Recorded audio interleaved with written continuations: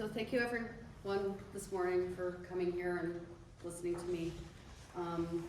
The name of my company is Petrick Country Creations. My name is Michelle Sutherland. I live in Lorium and I started baking bagels in 2021. So how did I get started making bagels? Back in 2021, for my birthday, one of my traditions for myself was to bring coworkers bagels to work. Well, there really wasn't any good place to get bagels around here, so I made my own. I brought them to work. My husband said that they were so good that he suggested that I bring them to the next market that was happening at the Calumet Art Center. So I made about a dozen bags of them, brought them, sold out. The next month, did the same thing, sold out again. I had already been doing the farmers markets in Lake Linden, selling my husband's paracord and 3D printed items. I thought I would add the bagels to it. So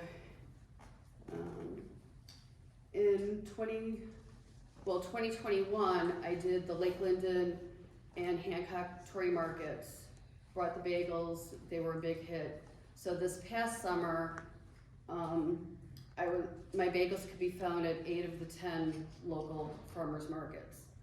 The ones in pink I went to personally, the ones in blue, my husband Chris, he brought my bagels to. One of the ways that I tried to increase traffic to each of the markets is I participated in the Lake Linden to Tamarack 4th of July parade, and I passed out 500 of my cards with these coupons on the back. I got 13 returned. I don't see that really as a failure because I got 13 more people to come to the markets that probably wouldn't have otherwise. So one of the things I pride myself on is I like to use local ingredients. So here's a list of ingredients I use and the people that I get them from. Another thing I pride myself on is they are fresh baked bagels. So the bagels that some of you have already taken that I brought, I finished baking at 7 o'clock this morning. I won't bake bagels more than a day ahead of time. So if you get my bagels, you'll know that they're fresh. So I've gotten a lot, like I said, I've had some success. One of the things that I found really touching was I received this letter at in the beginning of October from this woman from downstate that bought a bag of my bagels. I also had a local influencer twice mention my bagels on her social media. Unfortunately, I couldn't find that again to share it with you, but one of the things she said was that I have an obscene amount of garlic on my garlic. It's true. Thank you. Very good. I knew that market season wasn't going to last forever, so one of the ideas I came up with is to have bagel subscriptions. This was my first iteration of it. And then by the end of the summer, I ended up with 12 people with bagel subscriptions. This is the current iteration of it. Again, I pride myself on some things, and one of those pieces is I do listen to my customers. So a customer, he had suggested the variety pack, and that ended up being one of my best sellers throughout the summer. The other one has been the mini bagel subscriptions, because I understand that a person or a family can't necessarily go through a bag of bagels in a week, but if they could get 2 bags of bagels a month, that's much more manageable. And since I rolled that out last month, I already have 4 people that are signed up for that. My latest idea again, I was hoping that the subscriptions would do a little bit better, but now I'm starting to market to businesses, schools, churches, so that a meeting like this, they could have bagels catered in. So the layout that I brought today, that's 2 dozen bagels. It also has the cream cheese and butter, knives, everything that you would need to have a nice successful meeting with, where you could bring food for your colleagues and coworkers. My next steps, developing a gluten-free recipe. That I think is gonna be challenging. It is expensive, the ingredients, and I use very high gluten flour. And my first attempt at it was an epic failure. I also want to start a home garden for my ingredients. While I do like to buy local, I think sometimes the ingredients were a little bit more difficult to come by. So if I have them available at home, they'll always be available. One of the things that all of you can help me and other entrepreneurs like myself, there's HB 5671.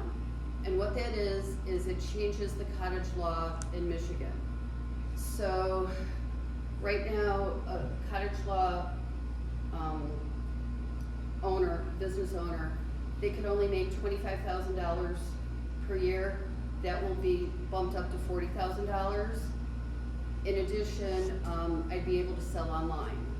Right now I can market and take orders online, but I have to actually physically meet with the person to exchange money. Again, launching the bagel catering.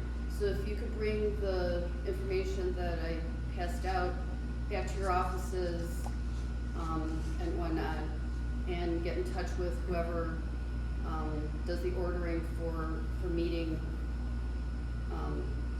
procurement, that would be great. Finally, access to a commercial kitchen. That I don't envision for probably another year or two at this point. I figure at least the easiest path for me to get there would be to rent an existing kitchen. There are so many restaurants in the area that are only open, say 3 days a week, or only open till 2 o'clock in the afternoon. If I could go in there and use their space while they're not there, I think it would be a win-win for both of us. Or develop a shared use kitchen. I know there's one in Lance, but that's 40 miles away, so having one much closer, I think, would also benefit many of the other people in my same situation. So at this point, this will be my new updated business card. You have my old version, but if there's any questions, I'd be happy to answer them. Yes? Do you have, for those who have nut allergies, do you have a way to separate your production of the bagels with nuts from all the others? The only ones that I have with nuts are the honey walnut, and those I'm very, very careful about how I prepare them separately. Any water that I use for the boiling of the bagels, that's a separate pot. Whenever I bake them, it's in a separate oven. So yeah, I'm very conscious of that. Great. Yes, sir. So all your clients have to pick up from you personally and pay you personally? No, so my subscribers, some pick them up from me either at a market I'm at or from my home. I've been delivering to people since the market season has ended. So we make arrangements on how best to get the bagels to you. Any possibility of going through the mail? That I could look at, but again, the cost of postage, I think, would outweigh the, how much you pay for bagels.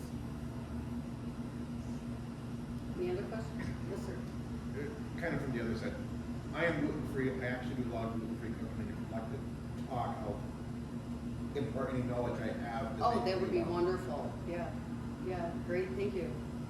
Yes, sir. Yeah, could you go back a slide? So just in terms of like, no, I'll just say, I've heard a lot of interest in a commercial kitchen, like a place for that over the last couple of years. I'd love to have something like that in the area.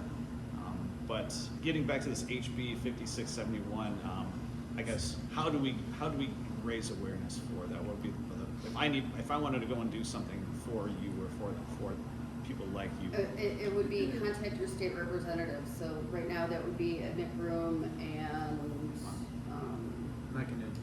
Markinen, Greg Markinen, Yep. yep. So it's been presented to the House, It's past the House. It's past the House. It has to go. now to it has to go to Senate. the Senate. Right, right.